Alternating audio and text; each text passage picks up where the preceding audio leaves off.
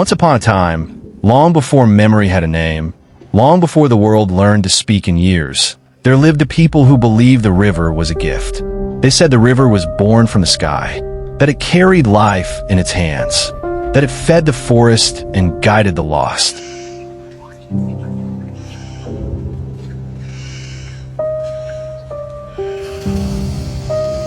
For generations, they followed it.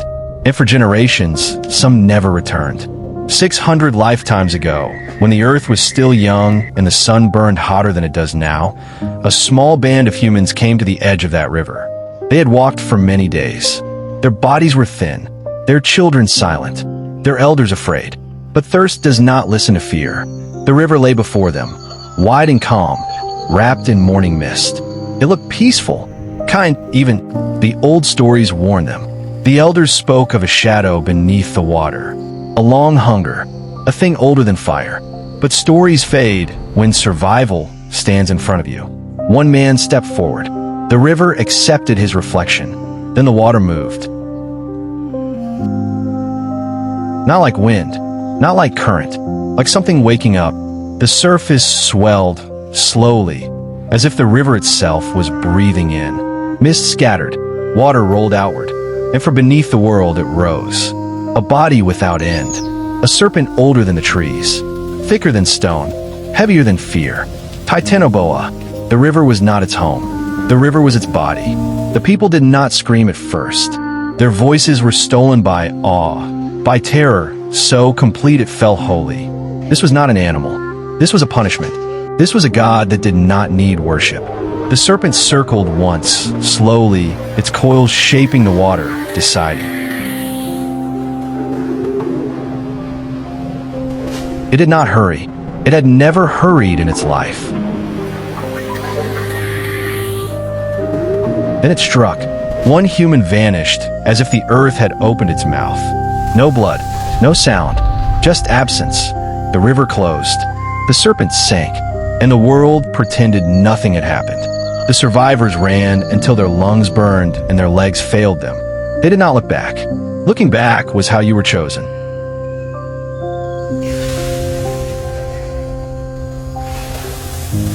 That night, they built fire for the first time without comfort. The flames did not warm them. They only pushed the darkness back far enough to show how small they were. No one slept. The river sang in the distance. In the days that followed, hunger returned. Thirst sharpened. The people argued in whispers, afraid the forest itself might hear. They needed water, but the river was alive. They followed it anyway, because once upon a time, survival meant walking toward the thing that could kill you and hoping it was full. The serpent followed too, not behind them. Ahead, it knew the bends where the ground softened, the places where roots trapped feet, the quiet pools where escape did not exist. When it rose again, it took two. Fire fell into mud. Hope followed. Only 3 were left. The elders would later say that was the moment humans learned a truth that never left them. The world does not care if you live. It only remembers if you adapt. At dawn, the survivors turned away from the river forever. Behind them, Titanoboa rested once more beneath the surface, ancient and undefeated, waiting for the next footsteps foolish enough to sound like hunger. And the river kept flowing, as if it had never been a monster at all.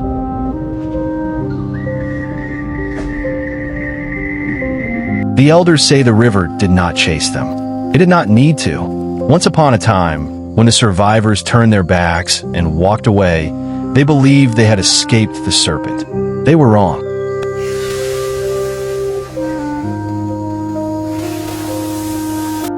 The forest grew thicker as they traveled. Trees closed in, roots rose like traps, and the light of the sun weakened with every step. The land itself seemed to resist them, as if it belonged to something older. At night, they dreamed of water, not the gentle kind, but dark water, heavy water, water that pressed from all sides. They woke gasping, hands clutching empty air.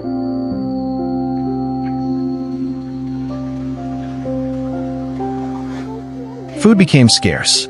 Small animals avoided their path. Even the insects seemed to vanish. Hunger hollowed them out, leaving only fear and memory. The youngest among them began to ask questions. Why did the river choose us?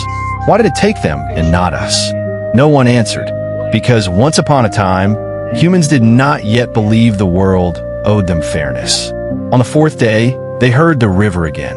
They had not returned to it. It was there, flowing beside them. The elders understood then. The land curved, the forest twisted, but water always finds its way, and so does hunger. They reached a narrow passage where the ground dipped and the air grew cold. Mist crawled along the earth, hiding roots and holes and danger. This place felt wrong.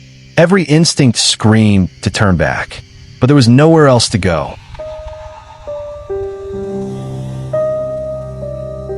As they crossed, the ground trembled. Slowly, deeply, the river ahead darkened, its surface tightening as if pulled by unseen hands. The serpent rose without sound. Not fully, never fully, only enough to remind them. Its body curved through the water like a living wall. The earth seemed to bow beneath its weight. Time stretched thin, fragile. The people stood frozen. Running would be useless. Fire was gone. Strength was gone. Only will remained.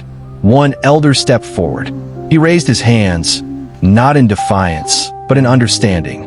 The old stories had been wrong. This was not a monster. This was balance. The serpent did not strike.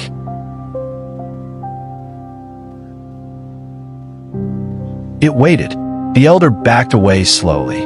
The others followed, step by step, breath by breath. The river watched. When they reached higher ground, the serpent sank once more into the world beneath the water. It did not follow. It never needed to. The people left that land forever. They told their children never to trust still water. Never to believe silence meant safety. Never to forget that the world was ancient before them and patient. And so the story was carried forward. Around fires, through whispers, across generations. They said once upon a time, 600 lifetimes ago, humans learned humility at the edge of a river. They learned that survival was not about conquering the world. It was about knowing when to leave it behind. And deep beneath the surface, where the water still moves slowly, Titanoboa waits no more. Because it does not need to, the river remembers for it. And yet, the story did not end with their leaving. Stories never do. Once upon a time, long after those footsteps faded from the mud, other people came to that land. They did not know the names of the dead. They did not know the shape of the fear. They only knew the river was wide, and the earth was green, and hunger speaks louder than memory. They camped far from the water at first. They watched it from the trees. They listened. Nothing happened. The river flowed gently. Fish broke the surface. Birds returned to its banks. It looked ordinary, and that was the danger. At night, elders among them felt uneasy. They dreamed of weight pressing down, of breath leaving the body without pain, of silence that was alive. In the morning, they found signs they could not explain. Reeds flattened in wide arcs. Mud crushed smooth as if by rolling stone. The water darker in places, deeper than it should have been. The elders warned the others. This river has a memory, they said, and memory does not die. But youth is loud, and need is impatient. They stayed. Days passed, then weeks. No serpent came. The people began to believe the old stories were only stories. That night, the moon did not reflect on the water. Clouds covered the sky, and the forest felt smaller than usual, pressing inward as if listening. The river stopped singing. From beneath the surface, something shifted, not in hunger, in recognition. The elders felt it first, a trembling through the soles of their feet, a heaviness in the chest, like the air had thickened. They knew then, the serpent was not gone. It had never been gone. It had only been waiting for the world to forget. By dawn, one of the hunters was missing. His spear lay broken at the water's edge. The river flowed calmly past it, carrying no answers. The people did not search. They packed what they could carry and left in silence, leaving food behind, leaving tools behind, leaving certainty behind. From that day on, a rule was passed from mouth to mouth, never written, never questioned. If the river is too quiet, you walk away. If the water feels heavy, you leave. If the land feels old, you show respect. Because once upon a time, before kings and cities and names, humans learned this truth. Some places are not meant to be mastered. Some places are not meant to be understood. They are meant to be remembered. And far beneath the surface, where light does not reach and time does not matter, the great serpent rests. Not as a monster, not as a god, but as what it has always been, a reminder that the world was powerful long before humans learned to tell stories, and powerful enough to continue without them.